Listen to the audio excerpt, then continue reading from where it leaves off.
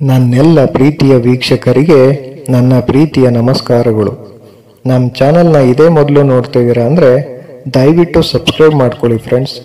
ಮುಂಚೆಯಿಂದ ನೋಡ್ತಿದ್ದೀರಾ ಆದರೂ ಸಬ್ಸ್ಕ್ರೈಬ್ ಆಗಿಲ್ಲ ಅಂದರೆ ದಯವಿಟ್ಟು ಸಬ್ಸ್ಕ್ರೈಬ್ ಮಾಡ್ಕೊಳ್ಳಿ ಫ್ರೆಂಡ್ಸ್, ಸಪೋರ್ಟ್ ಮಾಡಿ.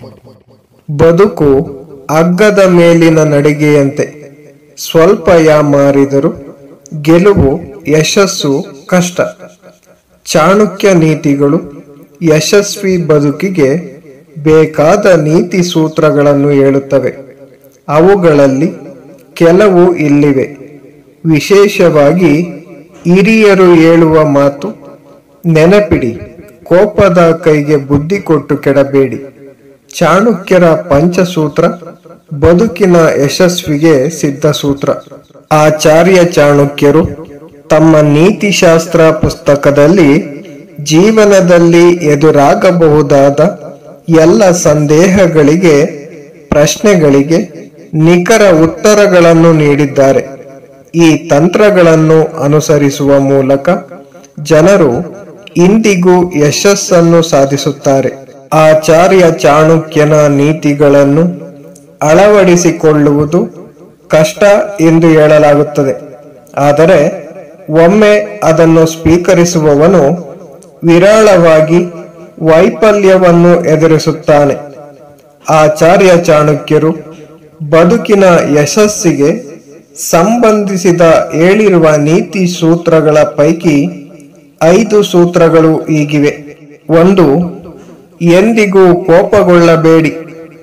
ಕೋಪಗೊಂಡ ಜನರು ತಮ್ಮನ್ನು ತಾವೇ ಹೆಚ್ಚಿನ ಸಮಸ್ಯೆಗಳಿಗೆ ತಳ್ಳುತ್ತಾರೆ. ಅಂತಹ ಜನರು ಸಾಮಾನ್ಯವಾಗಿ ಕೋಪದಲ್ಲಿ ತಪ್ಪು ನಿರ್ಧಾರಗಳನ್ನು ತೆಗೆದುಕೊಳ್ಳುತ್ತಾರೆ.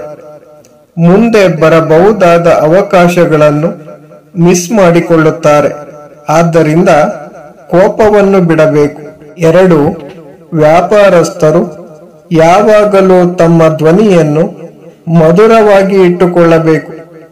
ಮನಸ್ಸನ್ನು ಶಾಂತವಾಗಿ ಇಟ್ಟುಕೊಳ್ಳಬೇಕು. ಕೋಪಗೊಂಡ ಜನರು ಎಂದಿಗೂ ಒಳ್ಳೆಯ ವ್ಯವಹಾರವನ್ನು ಮಾಡಲು ಸಾಧ್ಯವಿಲ್ಲ. ನಿಮ್ಮ ಮಾತು ಯಾವಾಗಲೂ ಸಿಹಿಯಾಗಿರಬೇಕು ಮತ್ತು ಇತರರ ವ್ಯಕ್ತಿಯ ಮನಮುಟ್ಟುವಂತೆ ಇರಬೇಕು, ಹೃದಯವಾಗಿರಬೇಕು. 3. ಚಾಣಕ್ಯನ ಪ್ರಕಾರ ಸೋಮಾರಿತನ ಮನುಷ್ಯನ ಕೆಟ್ಟ ಶತ್ರು. ಮನುಷ್ಯ ಎಂದಿಗೂ ಸುಮ್ಮನಿರಬಾರದು, ವೃಥಾ ಕಾಲಹರಣ ಮಾಡಬಾರದು. ಸೋಮಾರಿಗಳು ಜೀವನದಲ್ಲಿ ಎಂದಿಗೂ ಯಶಸ್ವಿಯಾಗುವುದಿಲ್ಲ. ಆದ್ದರಿಂದ ಸೋಮಾರಿತನ ಬಿಟ್ಟು ಬಿಡಬೇಕು. 4. ಹಿಂದೂ ಧರ್ಮದಲ್ಲಿ ಹಲವು ವಿಚಾರಗಳಿಗೆ ಪರಿಹಾರ ಒದಗಿಸುವ ಅನೇಕ ಮಂತ್ರಗಳನ್ನು ಪಠಿಸಲಾಗುತ್ತದೆ. ಈ ಪೈಕಿ ಅತ್ಯಂತ ಶಕ್ತಿಶಾಲಿ ಗಾಯತ್ರಿ ಮಂತ್ರ ಎಂದು ಪರಿಗಣಿಸಲಾಗಿದೆ.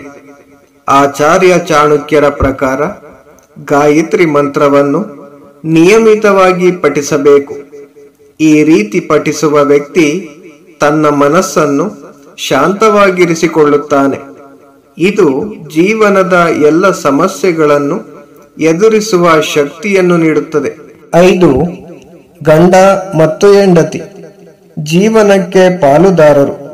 ಆದ್ದರಿಂದ ಆ ಸಂಬಂಧವನ್ನು ಕಾಪಾಡಿಕೊಳ್ಳಲು ಎಲ್ಲವನ್ನು ಮಾಡುವುದು ಅವಶ್ಯಕ. ಸಂಬಂಧ ದೂರ ಮಾಡುವ ತಪ್ಪುಗಳನ್ನು ಮಾಡಬಾರದು. ಪರಸ್ಪರ ಪ್ರೀತಿಯಿಂದ, ಗೌರವದಿಂದ ಕಾಣಬೇಕು. ಅದನ್ನು ನಿರ್ಲಕ್ಷಿಸಿ ಎಸಗುವಂತಹ ತಪ್ಪುಗಳು ವೈವಾಹಿಕ ಜೀವನದಲ್ಲಿ ಹಾಳು ಮಾಡುತ್ತದೆ. Thank you for watching friends. Please subscribe my channel.